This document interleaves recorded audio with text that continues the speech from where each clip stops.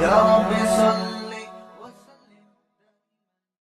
بسم اللہ الرحمن الرحیم. سورہ انبیاء کا رکوع نمبر 6 اور 17ویں پارے کا بھی رکوع نمبر 6 آج میں شروع کروں گا. اس کی تفسیر، اس کا لفظی ترجمہ مختصر گرامر کے ساتھ ہو چکا ہے. ہم تفسیر کی طرف چلتے ہیں. اعوذ باللہ من الشیطان الرجیم. بسم اللہ الرحمن الرحیم. ونوحا اذ نادى من قبل فاستجبنا له. آپ کو معلوم ہے یہاں انبیاء کے واقعات بیان ہو رہے ہیں. سورت کا نام ہی سورہ انبیاء ہے. تو انبیاء میں جو قدر مشترک چیز جو بیان ہو رہی ہے، سورہ ہود میں، سورہ اعراف میں جو انبیاء کا تذکرہ ہوا، اس میں انبیاء کرام کی دعوت کا تذکرہ ہوا کہ انہوں نے قوم کو بلایا، پھر قوم نے کیا جواب دیا، پھر پیغمبر نے کیا جواب دیا، پھر اس جواب کا جواب کیا دیا قوم نے. وہاں پیغمبروں اور قوموں کے درمیان جو بھی ان کی بات چیت تھی اس کا قرآن نے تذکرہ کیا ہے. لیکن سورہ انبیاء میں پیغمبروں کے اللہ کے ساتھ جو معاملات تھے، کیسے کیسے مصیبتوں میں پیغمبروں نے اللہ کو پکارا، اس کا تذکرہ ہے، تاکہ یہ مضمون ثابت ہو کہ مصیبت میں صرف اور صرف اللہ کو پکارا جائے گا. تمام پیغمبروں نے مشکلات میں اللہ کو پکارا ہے اور اللہ نے ان کی مشکلات کو دور کیا ہے. تو اس حوالے سے یہ صورت قرآن کی دوسری صورتوں سے ممتاز ہے. دوبارہ مختصر بتاتا ہوں دوسری صورتوں میں کیا ہے.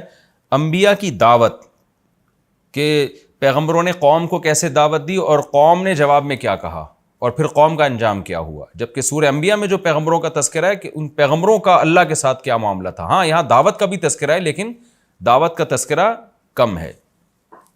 وَنُوحًا إِذْ نَادَىٰ مِن قَبْلُ. اور نوح کا تذکرہ بھی کیجئے جب انہوں نے پہلے پکارا، یعنی ابراہیم سے بھی پہلے، کیونکہ اس سے پہلے حضرت ابراہیم کا تذکرہ گزرا ہے. فَاسْتَجَبْنَا لَهُ. ہم نے نوح کی پکار کو سنا. 950 سال نوح علیہ السلام نے دعوت دی اور سخت اذیت دی گئی نوح علیہ السلام کو. 1000 سال کا عرصہ کوئی کم نہیں ہوتا. تو اللہ کہتے ہیں پھر بالآخر ہم نے نوح کی پکار کو سنا. فَنَجَّيْنَاهُ. ہم نے نوح کو بھی نجات دی، وَأَهْلَهُ. اور ان کے اہل و عیال کو بھی، مِنَ الْكَرْبِ الْعَظِيمِ. بہت بڑی تکلیف سے.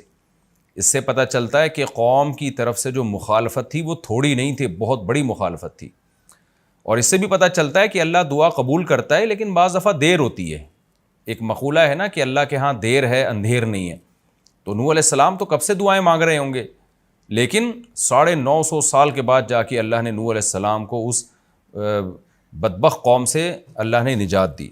وَنَصَّرْنَاهُ مِنَ الْقَوْمِ الَّذِينَ كَذَّبُوا بِآيَاتِنَا. اور ہم نے مدد کی نوح کی اس ایسی قوم سے جو ہماری آیتوں کو جس نے جھٹلایا تھا. انہم کانوا قوم سوء. اللہ کہتے ہیں واقعی بڑی بری قوم تھی. فاغرقناہم اجمعین. ہم نے ساری قوم کو تباہ و برباد کر دیا، غرق کر دیا. وداؤد وسلیمان. اور اے نبی آپ داؤد اور سلیمان کا بھی تذکرہ کیجئے. اذ یحکمان فی الحرث. جب وہ دونوں ایک کھیتی کے بارے میں فیصلہ کر رہے تھے. احادیث میں، روایات میں اس کی تفصیل ہے. وہ یہ ہے کہ داؤد علیہ السلام بادشاہ تھے، سلیمان علیہ السلام آپ کے بیٹے اور جانشین تھے، ولی عہد تھے. آپ کے پاس ایک کیس آیا کہ ایک بکریوں کا ریوڑ پورا گھس گیا ایک کھیت میں اور بہت نقصان پہنچایا اس نے کھیت کو. اب جو کھیت کا مالک تھا وہ کیس لے کر آ گیا داؤد علیہ السلام کے پاس کہ بھئی اس کی بکریاں میرے کھیت میں گھسیں ہیں اور مجھے نقصان ہوا ہے تو میرے نقصان کی تلافی کی جائے. تو بکریوں کا مالک بھی پہنچ گیا. تو داؤد علیہ السلام نے قیاس کے مطابق فیصلہ کیا. سیدھا سیدھا وہ فیصلہ یہ تھا کہ بھئی بکریوں نے جتنا نقصان پہنچایا ہے، کیونکہ یہ غلطی بکریوں کے مالک کی ہے، اس کا کام تھا اپنے ریوڑ کی حفاظت کرنا، اس نے حفاظت نہیں کی، بکریوں نے گھس کے کھیت میں جو نقصان پہنچایا تو تمام کا تمام تاوان یہ بکریوں کا مالک بھرے گا. لیکن کمال کی بات یہ تھی کہ وہ تاوان اتنا زیادہ آ رہا تھا جو بکریوں کی ریوڑ کی قیمت کے برابر تھا. یعنی اتنا فصلوں کو نقصان ہو گیا تھا کہ اس فصل سے جو آمدن ہوتی وہ بکریوں کی قیمت کے برابر تھی. لہذا طے یہ ہوا کہ حضرت داؤد نے یہ طے کیا کہ بھئی اب پوری بکریاں ہی اٹھا کے اس کو دے دی جائیں، یعنی ریوڑ پورا ہی اس کو دے دیا جائے. یعنی ظاہر اب قیمت دو یا بکریاں دے دو، بات ایک ہی ہے. تو اب یہ فیصلہ 100% انصاف پر مبنی تھا، لیکن اس میں بکریوں کے مالک کا نقصان بہت زیادہ تھا. بکریوں کے مالک کا اس میں بہت زیادہ نقصان تھا کہ اس کا پورا ریوڑ ہی جا رہا ہے. تو حضرت سلیمان علیہ السلام نے صلح کا راستہ اختیار کیا. انہوں نے فرمایا کہ نہیں، ہمارا مقصد یہ ہے کہ ہم جو کھیت کا مالک ہے اس کے نقصان کی تلافی بھی ہو. اصل مقصد تو یہ ہے، بکریوں کے مالک کو نقصان پہنچانا ہمارا مقصد نہیں ہے، بلکہ ہمارا بنیادی مقصد یہ ہے کہ جو کھیت میں جو نقصان ہوا ہے کسان کا یا زمیندار کا، وہ اس نقصان کی تلافی ہو جائے. کس طرح سے ہو، یہ تلافی کرے بکریوں کا مالک. تو اس کی تلافی کا آسان راستہ یہ ہے کہ یہ کھیت حوالے کیے جائے بکریوں کے مالک کو، کہ بکریوں کا جو مالک ہے نا وہ اس کھیت میں زراعت کرے گا اور کھیت کو اس حالت پہ لوٹائے گا جس حالت پہ نقصان سے پہلے تھا، اور اس دوران یہ تمام بکریاں یہ کھیت کے مالک کے پاس رہیں گی، اور کھیت کا مالک ان بکریوں سے فائدہ اٹھائے گا، اس کا دودھ استعمال کرے گا، اور ظاہر دودھ ہی استعمال ہو سکتا ہے. یعنی جب تک یہ کھیت اپنی پہلی حالت پہ بحال نہیں ہو جاتا اس وقت تک کھیت کا مالک جو گزارا کرے گا وہ بکریوں کے دودھ سے کرے گا. اس کو کہتے ہیں سلو. سلو کا مطلب ہوتا ہے کہ آپ قانون کے مطابق فیصلہ نہ کریں بلکہ دو فریقوں میں کمپرومائز کا راستہ اختیار کریں آپ. تو جو بھی جج ہو یا قاضی ہو، اچھا جج، اچھا قاضی، اچھا فیصلہ کرنے والا وہی ہوتا ہے کہ وہ دونوں فریقوں کو کسی ایسی درمیانی بات پر آمادہ کر لے جس میں دونوں کا نقصان نہ ہو. تو داؤد علیہ السلام کا فیصلہ بھی حق پر مبنی تھا، لیکن اس میں بکریوں کے مالک کا نقصان بہت ہو رہا تھا. تو اس لیے داؤد علیہ السلام نے کیا کیا، سلیمان علیہ السلام نے صلح کا راستہ اختیار کیا کہ بھئی ہمارا مقصد تو یہ ہے کہ کھیت کے مالک کا جو نقصان ہوا ہے اس کی تلافی ہو جائے. تو تلافی ڈالی جائے بکریوں کے مالک کے ذمہ. اس سے کہا جائے بھئی تم ہمیں ویسے ہی کھیت کر کے دو جیسا پہلے تھا، اس میں تمہاری محنت لگے گی، لیکن اس محنت کے بدلے میں تمہاری بکریاں محفوظ ہو جائیں گی. تمہاری جو کئی سالوں کی کمائی ہے کہ ساری بکریاں اٹھا کے ہم کسی کو دے دیں وہ بچ جائے گی. تو اس پہ کھیت کے مالک بھی اس پہ راضی ہو گیا کہ ٹھیک ہے بھائی، جب تک میں بکریوں سے فائدہ اٹھاتا ہوں مجھے میرا کھیت پرانی کنڈیشن میں کر کے دے دے. تو یہ اس کو کہتے ہیں صلح. فقہ میں کتاب الصلح پورا ایک باب ہے، ہدایہ جو فقہ کی مشہور کتاب ہے، اس میں طلبہ پڑھتے ہیں کتاب الصلح. آج کے دور میں اس کی ایک بہترین مثال ہے ہمارے سامنے. ہمارے پاس بہت دفعہ یہ سوال آتا ہے کہ والد صاحب نے زندگی میں گھر بنایا تھا، اس کے اوپر ایک والد صاحب نے پورشن بنا دیا. اب کیا ہوا کہ بڑے بیٹے نے یا منجلے بیٹے نے اس پورشن کے اوپر ایک اور مکان بنا دیا جس مکان کا وہ بیٹا مالک تھا. اب والد کے مرنے کے بعد مسئلہ یہ کھڑا ہوتا ہے کہ زمین اور نیچے کا پورشن اس کا تو مالک والد صاحب تھے، اور جو اوپر والا پورشن ہے اس کا مالک تھا بڑا بیٹا. اب شریعت یہ کہتی ہے، قانون یہ کہتا ہے، مفتی جب فتویٰ دے گا تو یہ فتویٰ دے گا کہ بھائی اوپر والا پورشن جس بیٹے کا ہے، چونکہ وہ زمین کا مالک نہیں ہے، حتیٰ کہ مکان کی چھت کا بھی وہ مالک نہیں ہے جو نیچے والا مکان ہے، تو شرعی طور پر اس کی حیثیت یہ بنتی ہے کہ اوپر والے شخص نے نیچے والی زمین کو عاریتاً لیا ہوا ہے، یعنی استعمال کے لیے لیا ہوا ہے.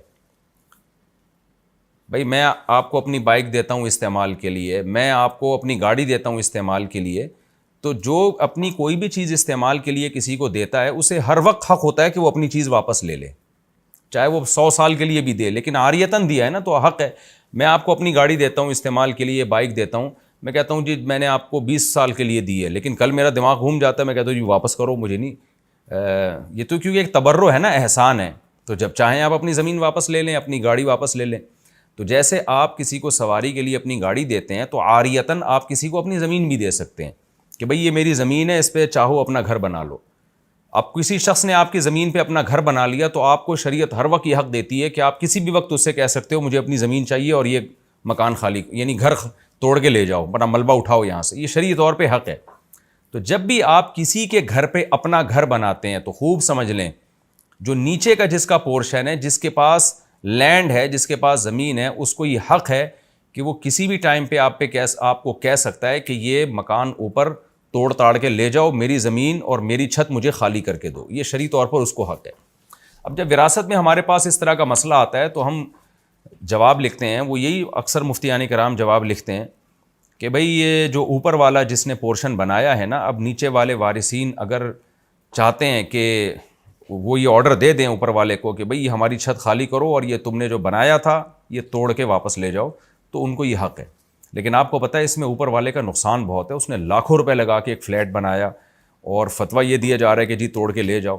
تو پھر مفتی صلح کا راستہ یہ ایسی صورت میں اختیار کرتا ہے، جو ہم کرتے رہتے ہیں، لوگوں کو بتاتے رہتے ہیں کہ بھئی دیکھو، بجائے اس کے کہ آپ جس بھائی نے اوپر کا پورشن بنایا تھا اب اس کو توڑنے کا آرڈر دیا جائے گا, آرڈر دیں گے تو اس کو توڑنا پڑے گا, لیکن اس میں اس کا نقصان بہت ہے.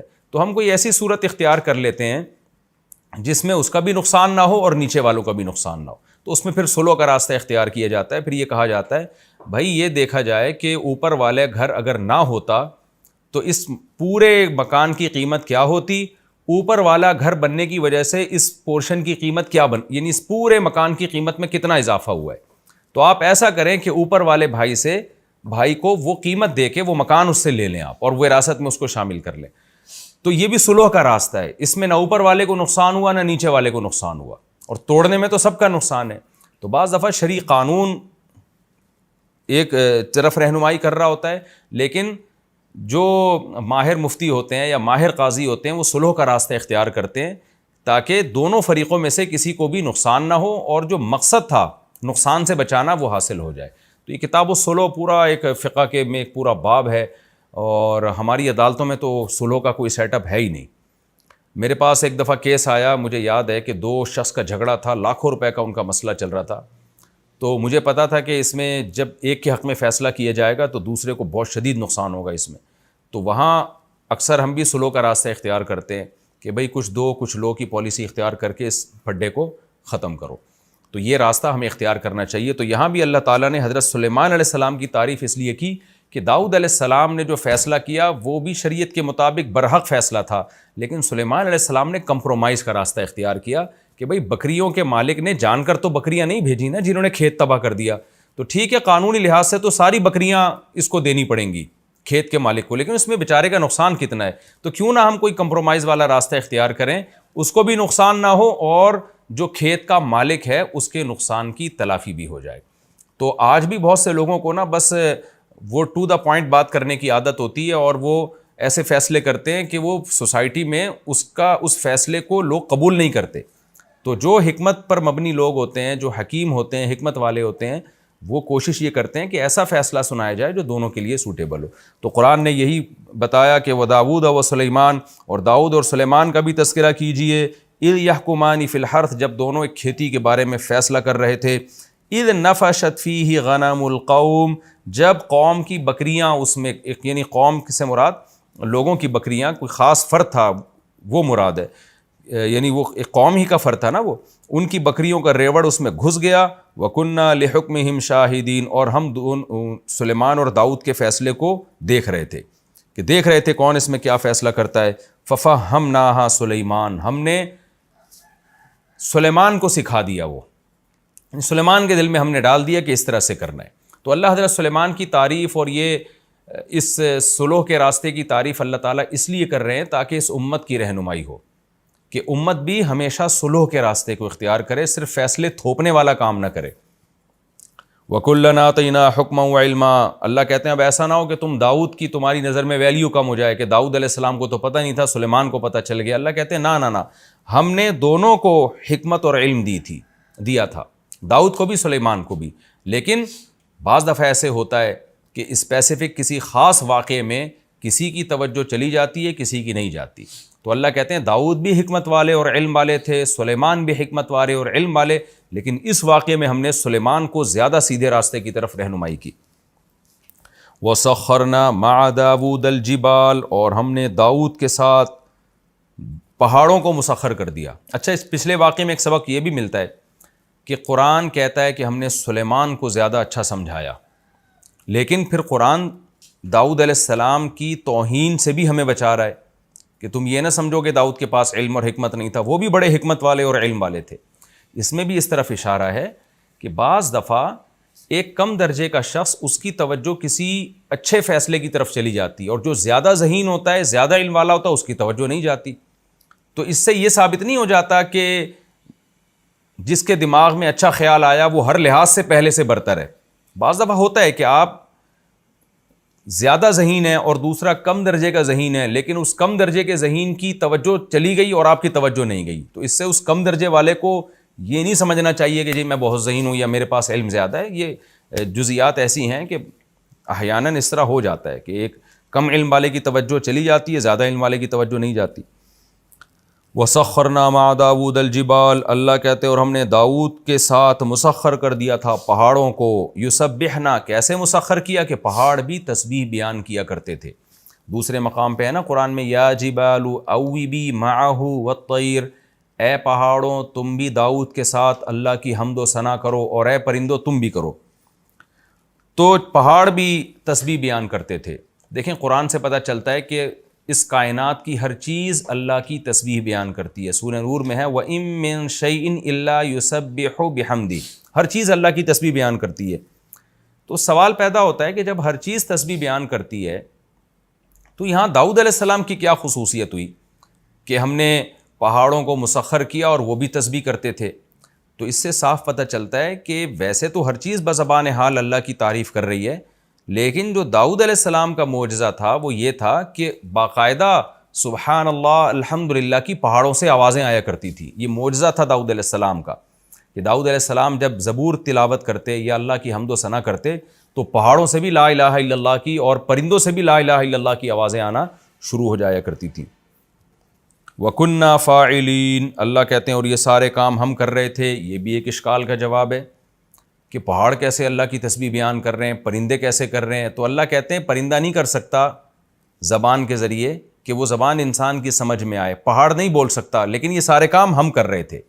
اسی سے علماء نے استدلال کیا ہے کہ جتنے بھی معجزے پیغمبروں سے صادر ہوتے ہیں ان کا اصل فاعل اللہ ہوتا ہے، پیغمبر نہیں ہوتے۔ تو اس لیے اللہ کہہ رہے ہیں سارے کام میں کر رہا تھا، داؤد نہیں کر رہے تھے یہ سارے کام، کہ ان کے حکم پر پہاڑوں کا سے جو آواز آئی ہے تو یہ آواز ہم نے نکالی ہے پہاڑوں سے۔ وَعَلَّمْنَاهُ صَنْعَةَ لَبُوسٍ لَكُمْ، اللہ کہتے ہیں ہم نے داؤد کو سکھایا صنعۃ لبوس، لبوس کی تشریح میں کر چکا ہوں ترجمے میں، زرہیں جو جنگی لباس ہوتے ہیں نا، سر سے پاؤں تک انسان لوہے کا لباس پہن کے وہ ڈھک جاتا ہے، پھر دشمن کے لیے آپ کو تلوار تیر کے ذریعے نقصان پہنچانا بہت مشکل ہوتا ہے۔ تو اللہ کہتے ہیں ہم نے اے لوگو تمہارے لیے، یعنی اے بنی اسرائیل یا اے اہل اسلام تمہارے لیے، تمہارے کا مطلب ان کا فائدہ ہم سب اٹھا رہے ہیں، جب زرہیں ایجاد ہو گئیں تو سب نے فائدہ اٹھایا اس کا، تمہارے لیے ہم نے یہ سب صنعت داؤد کو سکھائی، لِتُحْصِنَكُم مِّن بَأْسِكُم، تاکہ یہ زرہیں تمہیں تمہاری لڑائیوں میں محفوظ کریں۔ تو داؤد علیہ السلام کو اللہ نے زرہیں بنانا بھی سکھایا۔ فَهَلْ أَنْتُمْ شَاكِرُونَ، اللہ کہتے ہیں بتاؤ اب تم شکر ادا کرو گے؟ اس آیت سے یہ بھی پتہ چلتا ہے کہ دنیاوی علم کی بھی اللہ کی نظر میں بڑی ویلیو ہے۔ اب یہ زرہیں بنانا اور پہننا یہ جنگوں میں ڈیفنس کے کام آتی ہے یہ چیز، تو اللہ نے داؤد علیہ السلام کو یہ سب چیزیں سکھائیں تاکہ آپ جنگ میں اپنا دفاع مضبوطی سے کر سکیں۔ تو آج بہت سے لوگ افراط و تفرید کا شکار ہیں، کچھ لوگ دین کے علم کی ان کی نظر میں ویلیو ہی نہیں ہے، یہ ہمارا لبرل طبقہ ہے، اور کچھ لوگ صرف دین کے علم ہی کو علم مانتے ہیں، دنیا کے علم کو کوئی حیثیت ہی نہیں دیتے، یہ بھی غلو کا شکار ہیں۔ تو قرآن میں جہاں دین کے علم کی فضیلت ہے وہاں دنیاوی علم کی بھی فضیلت ہے۔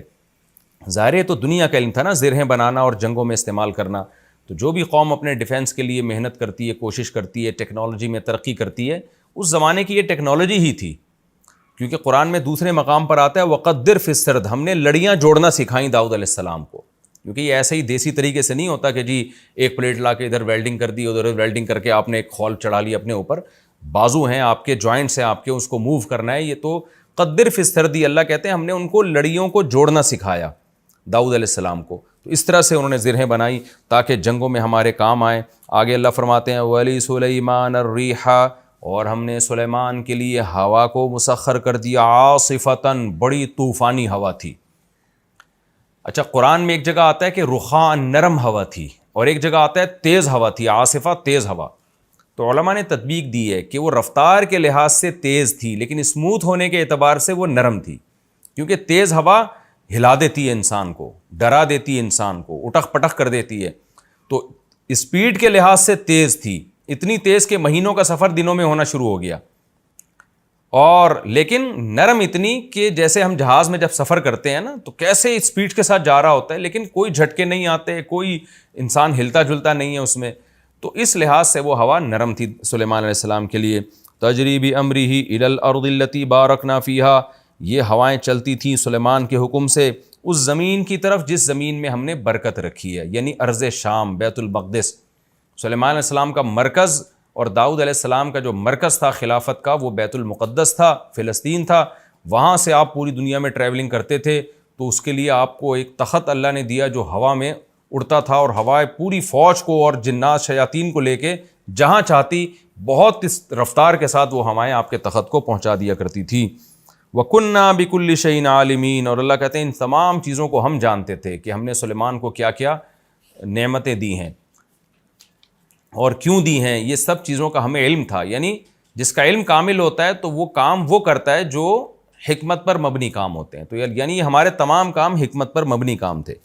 وَمِنَ الشَّيَاطِينَ، اللہ کہتے ہیں اور ہم نے سرکش جنات، شیطان کا اطلاق سرکش جناتوں پر ہوتا ہے، تو یہاں شیطان سے ابلیس مراد نہیں ہے بلکہ سرکش جنات ہم نے وہ بھی مسخر کر دیے سلیمان کے لیے۔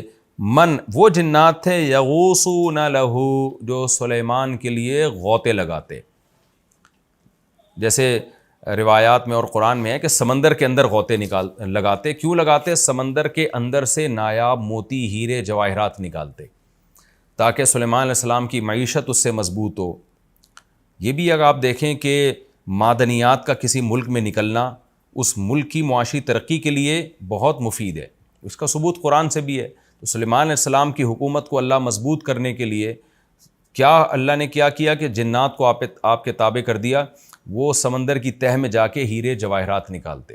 اس سے بھی پتہ چلتا ہے کہ دنیاوی اسباب اختیار کرنا یہ نہ توکل کے خلاف ہے نہ شریعت کے خلاف ہے، ورنہ سلیمان علیہ السلام کو کیا ضرورت تھی کہ سمندروں میں غوطے لگوا کے وہاں سے ہیرے جواہرات نکالیں، موتی نکالیں۔ وہ کہتے بھائی ہم دنیا دار لوگ تھوڑی، ہم تو بس اللہ اللہ کریں گے اور جو کرنا ہوگا اللہ نے خود کرے گا، اللہ خود کرے گا، ہمیں ہیرے جواہرات اور اتنا عالی شان تخت بنانے کی کیا ضرورت ہے۔ لیکن ایک اسٹیبل گورنمنٹ تھی سلیمان علیہ السلام کی، زبردست حکومت تھی، اور اللہ نے آپ کو مشن دیا تھا کہ پوری دنیا میں آپ نے اس حکومت کو قائم کرنا ہے، تو اس کے لیے اللہ نے آپ کو اسباب اور وسائل دیے۔ آگے اللہ فرماتے ہیں وَيَعْمَلُونَ عَمَلًا دُونَ ذَلِكَ، اور اس کے علاوہ بھی بہت سارے اعمال یہ شیاطین کیا کرتے تھے۔ دوسرے مقام پہ آتا ہے، وہ جب ہم وہاں پہنچیں گے تو وہاں میں اس کا تفصیلی تذکرہ کروں گا کہ وہ جنات سلیمان علیہ السلام کی جو فوجیں تھیں نا، ان کے لیے بڑے بڑے دیگڑے بنایا کرتے تھے تاکہ وہ فوجی بیرکوں میں جا کے اس میں کھانا کھائیں، تو اتنے بڑے بڑے برتن بنایا کرتے تھے اور قلعے بنایا کرتے تھے، اور وتماثیل وجفان کالجواب وقدور الراسیات، تو ایسے بہت سارے کام، بڑی بڑی عمارتیں بنایا کرتے تھے ان کے لیے، تو بہت سارے کام جو انسانوں کے لیے بنانا بہت مشکل تھا، تو جنات کے ذریعے سلیمان علیہ السلام وہ کام کیا کرتے تھے۔ آگے اللہ فرماتے ہیں وَكُنَّا لَهُمْ حَافِظِينَ، سوال پیدا ہوتا ہے اتنے بڑے بڑے سرکش جنات سلیمان کے تابع کیسے ہو گئے؟ ظاہر ہے جو جن سمندر میں گھس کے اس کی تہہ سے موتی نکال کے لا رہا ہے اور بڑے بڑے پہاڑوں پہ پتھروں کو لے کے جا رہا ہے، تو انسان کو بھی بڑا نقصان پہنچا سکتا ہے، اور انسان کے تابع کیوں بنے گا؟ اس کا اللہ نے جواب دیا وَكُنَّا لَهُمْ حَافِظِينَ، ان جنات کی حفاظت ہم کر رہے تھے۔ حفاظت کا مطلب پہرا ہم دے رہے تھے کہ وہ سرکش نہ ہونے پائیں۔ اس سے پتہ چلتا ہے کہ آج کے عاملین جو کہتے ہیں نا ہم نے جناتوں کو تابع کیا ہوا، یہ جھوٹ بولتے ہیں۔ جنات کو تو اللہ نے تابع کیا تھا، سلیمان علیہ السلام کے لیے مسخر کیا، تو تبھی تو قرآن اشکال کا جواب دے رہا ہے کہ اتنے پاورفل جنات انسان کے فرما بردار کیسے بن گئے؟ تو اللہ کہتے ہیں وہ خود تھوڑی بنے، کنا لہم حافظین، ہم حفاظت کر رہے تھے ان کی، ہم نے ان کو ہلنے نہیں دیا، سلیمان کا روب ان کے اوپر ڈال دیا۔ تو آج کے عامل نہ تو سلیمان علیہ السلام ہیں نہ یہ اتنے پاورفل ہیں کہ یہ جنات کو اپنے قابو میں لیں۔ حقیقت یہ ہے کہ جنات نے ان کو اپنے قابو میں لیا ہوا ہوتا ہے، اور پھر ان سے الٹے الٹے کام جنات کروا رہے ہوتے ہیں۔ وَأَيُّوبَ إِذْ نَادَىٰ رَبَّهُ، اللہ کہتے ہیں ایوب کا بھی تذکرہ کیجئے، ان کی بھی پکار ہم نے سنی۔ اذ نادیٰ ربہ، جب انہوں نے اپنے رب کو پکارا، انی مسنی الضر، اے اللہ مجھے بیماری پہنچی ہے، وانت ارحم الراحمین، تو رحم کرنے والوں میں سب سے زیادہ رحم کرنے والا ہے۔ دیکھیں ایوب علیہ السلام کئی سال کسی خطرناک اور تکلیف دہ بیماری میں پڑے رہے۔ وہ بیماری کیا تھی اس کا ہمیں حدیث میں تذکرہ نہیں ملتا، جو بھی تھی لیکن تکلیف دہ بیماری تھی۔ اسی بیماری میں کہا جاتا ہے کہ ایک وبا پھیلی جس میں ایوب علیہ السلام کے اہل و عیال کا بھی انتقال ہو گیا۔ آپ کو اللہ نے خوب اولاد دی تھی، ساری اولاد اسی وبا میں، یا تو وبا تھی کہ سارے اہل خانہ اس کی لپیٹ میں آئے، یا وبا نہیں تھی، ویسے ہی کوئی بیماری کی وجہ سے سارے اہل و عیال کا انتقال ہو گیا، صرف آپ کی ایک زوجہ بچی تھی جنہوں نے آپ کی بڑی خدمت کی۔ جیسے کہ سورہ سعد میں آتا ہے کہ حضرت ایوب علیہ حدیث میں بھی اس کی تفصیل ہے کہ ایوب علیہ السلام کی زوجہ نے بہت صبر کیا اپنے شوہر کی بیماری پہ، کئی سال اپنے شوہر کی خدمت کرتی رہیں، لیکن ایوب علیہ السلام چونکہ اتنا عرصہ بیمار تھے، جب انسان بیمار ہوتا ہے اس کی طبیعت میں تھوڑا سا چڑچڑاپن پیدا ہو جاتا ہے، تو ان کی زوجہ سے ایک دن آپ کی خدمت میں کچھ کوتاہی ہوئی، حضرت ایوب علیہ السلام کو غصہ آیا، آپ نے فرمایا میں ٹھیک ہو گیا تو تجھے 100 کوڑے ماروں گا میں، لیکن بعد میں آپ کو ندامت ہوئی کہ بھئی یہ میری بیوی تو بڑی نیک ہے، اس نے بیماری میں اتنی خدمت کی ہے، جب ٹھیک ہو گئے نا تو اب پریشان کہ اللہ میں تو اپنی قسم اور پیغمبر قسم کے بھی کبھی بڑا خیال کرتے ہیں کہ میں کیسے اس خدمت گزار بیوی کو جو ہے 100 کوڑے ماروں، اب اپنی قسم کو دیکھتے اور اپنی بیوی کو دیکھتے، تو اللہ نے آپ کو حیلہ بتایا، وَخُذْ بِيَدِكَ ضِغْثًا فَاضْرِب بِهِ وَلَا تَحْنَثْ، اے ایوب تو اپنی زبان کی بھی لاج رکھ، قسم بھی پوری کر لے، اور ہم قسم پوری کرنے کا طریقہ بتاتے ہیں کہ ایک جھاڑو لے جس میں 100 تنکے ہوں، ایک ہی دفعہ بیگم کو مار دے بس، تو بیگم کو بھی پتا ہو کہ بھئی اللہ نے حیلہ بتایا تاکہ قسم میں بری ہو جائیں، تو ایوب علیہ السلام نے ایسا ہی کیا، تو اللہ نے حضرت ایوب علیہ السلام کی زوجہ کی بھی رعایت کی اور ایوب علیہ السلام کی بھی رعایت کی، باقی سارا خاندان حضرت ایوب علیہ السلام کا وفات پا گیا، تو آپ کو تنہائی محسوس ہوتی تھی، لیکن اس طویل بیماری میں اور ان تنہائی کے ایام میں اولاد جب آپ سے چھین لی گئی، سب کی موت واقع ہو گئی، تو ایوب علیہ السلام صبر کرتے رہے، تو قرآن نے ایوب علیہ السلام کے بارے میں فرمایا انا وجدناہ صابرا، ہم نے بڑا صبر والا پایا۔ آج تھوڑی سی پریشانی آتی ہے، خودکشی کی باتیں، منہ سے غلط باتیں، ایوب علیہ السلام کی ساری اولاد کا انتقال ہو گیا اور تنہا ہو گئے، صرف ایک زوجہ بچی تھیں جو خدمت کرتی تھیں اور طویل عرصہ بیماری میں، تو قرآن کہتا ہے پھر ایوب نے ہمیں پکارا، انی مسنی الضر، اے اللہ مجھے بہت مصیبت پہنچ چکی ہے، یعنی پیغمبر کا بھی صبر ایک انتہا کو پہنچتا ہے اور اللہ بھی اتنا آزماتا ہے، اے اللہ میں بہت مشکل میں ہوں، وَأَنْتَ أَرْحَمُ الرَّاحِمِينَ، تو رحم کرنے والوں میں سب سے زیادہ رحم کرنے والا، یعنی تو مجھ پہ ترس کھا۔ دیکھیں دعائیں تو ایوب علیہ السلام اس وقت سے ہی مانگ رہے ہوں گے نا جب سے بیمار ہیں، پیغمبر تو دعائیں مانگنے میں بخل تھوڑی کرتے ہیں، لیکن یہ وہ دعا ہے جو بہت ہی عاجزی کے ساتھ نکلی، مسنی الضر، بیماری کا لفظ نہیں کہا کہ مجھے بیماری پہنچی ہے، مطلب مصیبت پہنچی ہے مجھے بہت زیادہ اور تو مجھ پر رحم کر، تو اللہ کہتے ہیں فاستجبنا لہ، ہم نے ان کی دعا کو قبول کیا۔ اللہ چاہتے پہلے دن قبول کر لیتے، لیکن اللہ اپنے نیک بندوں کو بعض دفعہ طویل آزمائش میں ڈالتے ہیں اور پھر اللہ ان کی دعاؤں سے اس آزمائش کو دور کرتے ہیں۔ اللہ فرماتے ہیں فاستجبنا لہ، ہم نے ایوب کی دعا کو قبول کیا، فکشفنا ما بہ من ضر، جو مصیبت ان کو پہنچی تھی وہ ہم نے ان سے دور کر دی۔ کشف کا معنی جیسے بادل چھٹ جاتے ہیں نا، تو کشف کا معنی ایسے کھول دینا۔ وَآتَيْنَاهُ أَهْلَهُ، اور ہم نے ان کو ان کا اہل لوٹا دیا، یعنی گھر والے لوٹا دیے۔ وَمِثْلَهُمْ مَعَهُمْ، اور ان گھر والوں جتنے اور زیادہ۔ اب اس کی دو تفسیریں کی گئی ہیں کہ اس آیت کا کیا مطلب ہے۔ ایک مطلب تو یہ بیان کیا گیا ہے کہ جو گھر والے ان کے انتقال کر گئے تھے، جو اولاد ان کی دنیا سے چلی گئی تھی، اللہ نے ان کو دوبارہ زندہ کر دیا اور اس جیسی مزید اولاد دے دی اللہ نے، یعنی آپ کی نسل میں اللہ نے ڈبل اضافہ کر دیا تاکہ اور آپ کا گھر آباد ہو جائے اور آپ کو اولاد مل جائے۔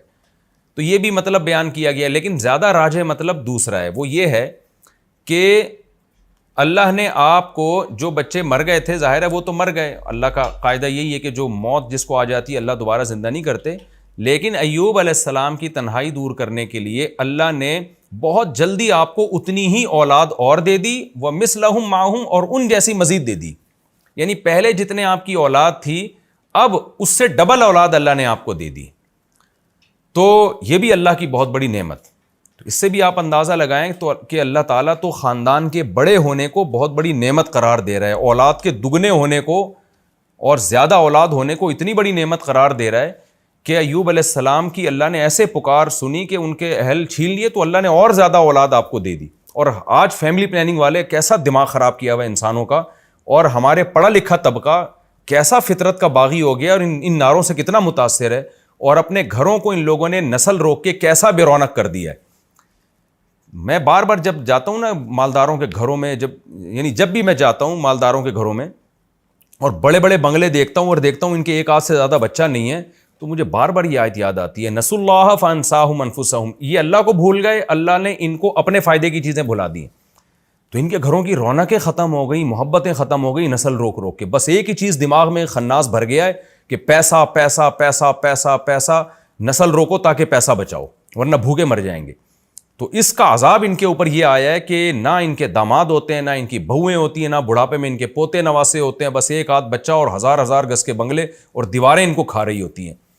تو یہ اللہ نے کتنا بڑا فضل کیا کہ ہمیں اسلام کی نعمت دی اور ہمیں ہدایت دے دی تاکہ ہم ان مغرب کے ان زہریلے نعروں سے متاثر نہ ہو. یہ بڑے زہریلے نعرے ہیں جو بڑے میٹھے شیرے میں رکھ کے نا لالی پاپ ہمیں دی جا رہی ہے اور یہ بتایا جا رہا ہے کہ یہ تمہارے فائدے کی چیزیں. حقیقت میں اس سے آپ کا خاندان تباہ ہو رہا ہے, آپ کی محبتیں تباہ ہو رہی ہیں. تو ایوب علیہ السلام کے پر اللہ نے کتنا بڑا احسان کیا. اللہ کہتے ہیں ہم نے مزید اولاد بھی دی اور اس سے جتنی تھی اس کا ڈبل کر کے دے دی ہم نے اولاد.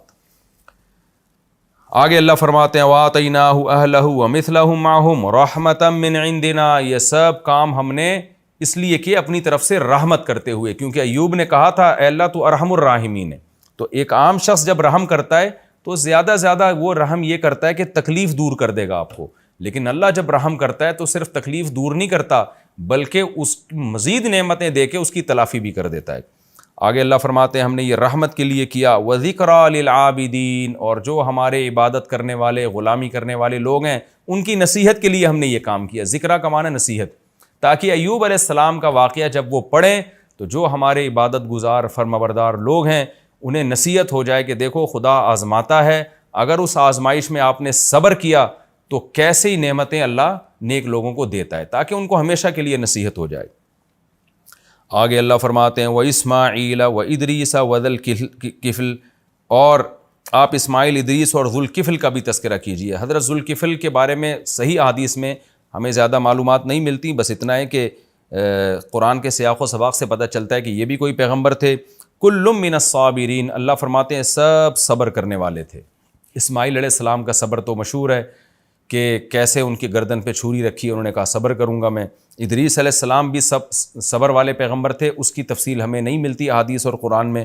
اور ذوالکفل بھی صبر والے پیغمبر تھے, کیا صبر کیا ہمیں نہیں ملتا, لیکن اتنی بات ہے کہ ان سب نے صبر کیا. اللہ فرماتے ہیں کل من الصابرین, یہ سب صبر کرنے والے لوگ تھے. وَأَدْخَلْنَاهُمْ فِي رَحْمَتِنَا, ان سب کو ہم نے اپنی رحمت میں داخل کیا. إِنَّهُمْ مِنَ الصَّالِحِينَ, یہ سب کے سب نیک لوگوں میں سے تھے. وَذَنُّونِ, اچھا اللہ حضرت یونس کا تذکرہ ان سے الگ کر رہے ہیں کیونکہ ان سے ایک ایسا کام ہوا جو بظاہر بے صبری کا تھا, اس لیے اللہ نے ان کا الگ تذکرہ کیا. وہ کیا تذکرہ ہے کہ یونس علیہ السلام جب اپنی قوم کی تبلیغ کرتے کرتے تھک گئے اور ان کو لگا کہ اب اس قوم پر اللہ کا عذاب آئے گا تو کہیں میں بھی عذاب میں نہ پکڑا جاؤں, تو حضرت یونس علیہ السلام اللہ سے پرمیشن لیے بغیر قوم کو چھوڑ کے چلے گئے. اللہ تعالیٰ کو اس بات پہ ناراضی ہوئی کہ میرے پیغمبر نے مجھ سے پوچھے بغیر قوم کو کیوں چھوڑ دیا, کیونکہ اللہ کے علم میں یہ بات تھی کہ جب اس قوم پر عذاب آنے لگے گا نا تو یہ عام قوموں کی طرح اترائے گی نہیں. دیکھیں قوم عاد, قوم سمود اور دوسری قوموں پہ جب عذاب آیا تو عذاب دیکھ کے بھی مذاق اڑاتے تھے. وہ ہادہ عارض ممطرنا, پیغمبر نے کہا کہ بھئی یہ بادل آ رہے ہیں پتھر برسیں گے, تو انہوں نے کہا نہیں بادل جب آتے ہیں بارش برستی ہے, پتھر نہیں برستے. پھر پیغمبر کہہ رہے ہیں کہ یہ وہ عذاب ہے جس کی تم جلدی کرتے تھے, تو پھر بھی قوم عاد اور قوم سمود کو عبرت نہیں ہوئی. لیکن یونس علیہ السلام کی قوم وہ خوش قسمت قوم تھی کہ جب انہوں نے عذاب آتا دیکھا نا بادل تو وہ ڈر گئے, ان کو لگا کہ بھئی یہ خدا کا عذاب ہے. یونس علیہ السلام نے کہا تھا اور وہ ہم علاقہ بھی چھوڑ کے چلے گئے, اب تو واقعی عذاب آ رہا ہے. تو فوراً وہ توبہ کرنے لگے, پوری قوم گڑ گڑانے لگی. تو اللہ کے علم میں چونکہ یہ بات پہلے سے تھی کہ یہ قوم ہدایت پا جائے گی, ایمان لے آئے گی, تو اس لیے اللہ تعالیٰ کو یونس علیہ السلام کا قوم کو ایسے چھوڑ کے جانا پسند نہیں آیا. لیکن یونس علیہ السلام کا مقصد خدا کی نافرمانی نہیں تھی. یونس علیہ السلام پر اللہ کے خوف کا غلبہ تھا, اللہ کی خشیت کا غلبہ تھا. حالانکہ آپ کو پتہ تھا کہ اللہ پیغمبروں کو عذاب نہیں دیتا, لیکن اللہ کا خوف, اللہ کا جلال, اللہ کا عذاب ایسی چیز ہے کہ پیغمبر, جیسے حدیث میں آتا ہے نا جب ذرا سی بارش تیز یعنی بادل آتے, ہوائیں چلتی, ہمارے نبی پر ایک خوف طاری ہو جایا کرتا تھا. تو یونس علیہ السلام کا بھی معاملہ ایسے ہوا. وَذَنُّونِ, اللہ فرماتے ہیں نون والے مچھلی والے کا بھی تذکرہ کریں. اِذْ ذَهَبَ مُغَاضِبًا, جب وہ غضبناک ہو کے گیا. کس سے غضبناک ہوا؟ قوم سے. فَظَنَّ, اور وہ یہ سمجھ بیٹھا, أَلَّن نَقْدِرَ عَلَيْهِ, کہ ہمیں یونس پر قدرت ہی نہیں ہے. دیکھیں یہ قرآن کی بلاغت ہے. یہاں لفظی ترجمہ تو یہ ہوگا کہ یونس یہ سمجھے کہ ہمیں اللہ کو ان پر قدرت ہی نہیں ہے، حالانکہ پیغمبر یہ سمجھ ہی نہیں سکتے نا. تو یہ بلاغت ہے. یہ ہم عام محاوروں میں بھی استعمال کرتے ہیں کہ جب کوئی شخص یہ سمجھتا ہے نا کہ فلاں مجھے عذاب ہی نہیں دے گا، تکلیف ہی نہیں دے گا، تو ہم کہتے ہیں کہ یہ سمجھتا ہے کہ گویا اس کو اس پہ قدرت ہی نہیں ہے. تو اس سے مقصد یہ نہیں ہوتا کہ قدرت نہیں ہے، مقصد یہ ہوتا ہے جس کو قدرت ہوتی ہے تو وہ سزا بھی دیتا ہے، تو جس کو قدرت نہیں ہوتی وہ سزا نہیں دیتا. تو اصل مقصد قرآن کے بیان کرنے کا یہ ہے کہ یونس علیہ السلام یہ سمجھے کہ اللہ آپ کو اس غلطی پہ، اس مسٹیک پہ سزا نہیں دے گا. تو اس کو قرآن نے بلاغتاً یوں تعبیر کیا کہ یونس یہ سمجھے کہ اللہ کو آپ پر قدرت ہی نہیں ہے. تو یہ بلاغت ہے. بلاغت کہتے ہیں کہ کون الکلامی مطابقا لمقتضی الحال، یعنی جو حالت تقاضا کر رہی ہے نا، کلام بالکل اس کے مطابق لے کر آنا. تو اس میں بعض دفعہ ایسا کلام لایا جاتا ہے جس سے حقیقت مراد نہیں ہوتی، مجاز مراد ہوتا ہے. اس کی بہت ساری مثالیں ہمیں ملتی ہیں. ہم بات بات پہ کہتے ہیں میں تمہاری ٹانگیں توڑ دوں گا، میں تمہیں مار دوں گا، حالانکہ اس سے حقیقت مراد نہیں ہوتی. اور حدیث میں بھی یہ ملتا ہے.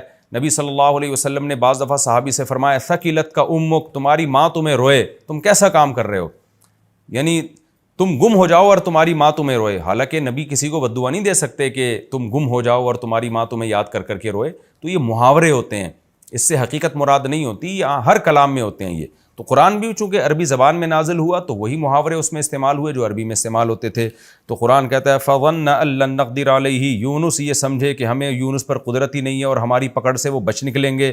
حالانکہ ایسا نہیں ہے، لیکن بچ نہ نکلے اور بالآخر مچھلی کے پیٹ میں چلے گئے. فَنَادَىٰ فِي الظُّلُمَاتِ، اندھیروں میں پھر یونس نے ہمیں پکارا.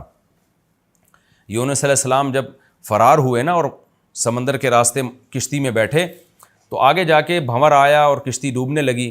تو کشتی کے ملاح نے کہا کہ بھئی ایک شخص کو کشتی سے نکلنا پڑے گا تاکہ کشتی کا وزن ہلکا ہو، اور کوئی ایسا شخص ہے جو اپنے مالک کی پرمیشن کے بغیر آیا ہے. تو یونس علیہ السلام کو احساس ہو گیا کہ بھئی میں اللہ کی مرضی کے بغیر آیا ہوں، تو یہ میرے ہی لیے ہوا ہے یہ سب کچھ. تو یونس علیہ السلام نے ارادہ کیا کہ وہ کشتی سے اتر جاتے ہیں، سمندر میں چھلانگ لگا لیتے ہیں. لیکن قوم نے کہا کہ نہیں، ہم قرآن اندازی کریں گے، اور قرآن اندازی میں حضرت یونس ہی کا نام آیا. تو یونس علیہ السلام کو کشتی سے کیسی بڑی آزمائش، آپ دیکھیں سمندر کی موجوں میں کوئی چلا جائے تو کتنی بڑی آزمائش ہے. تو یونس علیہ السلام نے سمندر میں چھلانگ لگائی، مچھلی منہ کھول کے کھڑی ہوئی تھی، مچھلی نے آپ کو نگل کے سمندر کی تہہ میں لے گئی. اب قرآن کہتا ہے کئی اندھیروں میں اللہ نے یونس علیہ السلام کو وحی نہیں کی کہ اے یونس تو نے غلطی کی ہے، نہ. یونس علیہ السلام کو خود احساس ہو گیا. تو اس سے پتہ چلتا ہے نیک لوگوں کے ساتھ جب کوئی ایسا کام ہو رہا ہو نا جو ان کی آزمائش ہو، تو ان کو احساس ہو جاتا ہے کہ ہم سے کوئی غلطی ہوئی ہے جس کی ہمیں سزا مل رہی ہے. تو یونس علیہ السلام جب اندھیروں میں گئے ہیں، یعنی ایک مچھلی کے پیٹ کا اندھیرا، سمندر کی تہہ کا اندھیرا اور رات کا اندھیرا، تو یہ تمام اندھیرے مل گئے. یونس علیہ السلام نے پھر مچھلی کے پیٹ میں پکارا، ان کو احساس ہو گیا کہ مجھ سے کوئی غلطی ہوئی ہے، اور کہا کہ لا الہ الا انت، اے اللہ تیرے سوا کوئی عبادت کے لائق نہیں، یعنی میں صرف تجھی کو پکاروں گا. سبحانک، تو ہر عیب سے پاک ہے. کیا مطلب؟ میرے ساتھ جو تو نے یہ معاملہ کیا کہ مجھے سمندر کی تہہ میں پہنچا دیا، کشتی سے نکلوا دیا، تو یہ میرا قصور ہے، تیرا قصور نہیں ہے، کیونکہ تو عیب سے پاک ہے. انی کنت من الظالمین، اور ظالم میں ہی ہوں. تو یہ بھی توبہ کا ایک طریقہ ہوتا ہے کہ اپنی غلطی کا اعتراف کر لینا. اللہ فرماتے ہیں فاستجبنا لہ، ہم نے یونس کی پکار کو سنا. کتنی بڑی فضیلت ہے دعاؤں کی. آج سارا زور لوگوں نے وظیفوں پہ اور روحانی ٹوٹکوں پہ لگایا ہوا ہے، دعائیں مانگنے کا رواج ختم ہو گیا. یونس علیہ السلام نے لا الہ الا انت سبحانہ کی تسبیح نہیں پڑھی تھی وہاں بیٹھ کے، وظیفے کے طور پہ نہیں پڑھا تھا، دعا مانگی تھی اللہ سے. ایوب علیہ السلام نے اللہ سے دعا مانگی، زکریا علیہ السلام نے اللہ سے دعا مانگی. تو آج دعاؤں کو فوکس نہیں کر رہے لوگ. اللہ کہتے ہیں ہمیں پکارا، ہماری حمد و ثنا کی. فاستجبنا لہ، ہم نے یونس کی پکار کو قبول کیا. ونجیناہ من الغم، اور جس غم میں یونس مبتلا تھے، کتنا بڑا غم، کیسا خوف، سمندر کے بیچ میں جائیں کیسا خوف ہوتا ہے. وہ اللہ کہتے ہیں ہم نے یونس کو اس غم سے نجات دی. کیسے نجات دی؟ دوسرے مقام پر آتا ہے کہ مچھلی آئی اور سمندر کے کنارے ایسے اگل دیا مچھلی نے آپ کو، اور پھر اللہ نے آپ کے قریب ایک درخت پیدا کر دیا فوراً، اس درخت کی چھاؤں میں آپ کو سکون ملا. پھر اللہ کہتے ہیں ہم نے ان کو آپ کی قوم کی طرف دوبارہ بھیجا. ونجیناہ من الغم، اللہ کہتے ہیں ہم نے آپ کو غم سے نجات دی. وکذالک ننجی المؤمنین، اور اسی طرح ہم ایمان والوں کو نجات دیا کرتے ہیں. کیا مطلب؟ جن کا خدا پہ ایمان ہوتا ہے. بے ایمانوں کو نہیں، بے ایمانوں کی دعائیں قبول نہیں ہوتی. آج تو ہماری دعائیں بے اثر ہو گئی ہیں، اس کی وجہ یہ ہے کہ ہمیں اللہ پر ایمان ہی ختم ہو گیا ہے.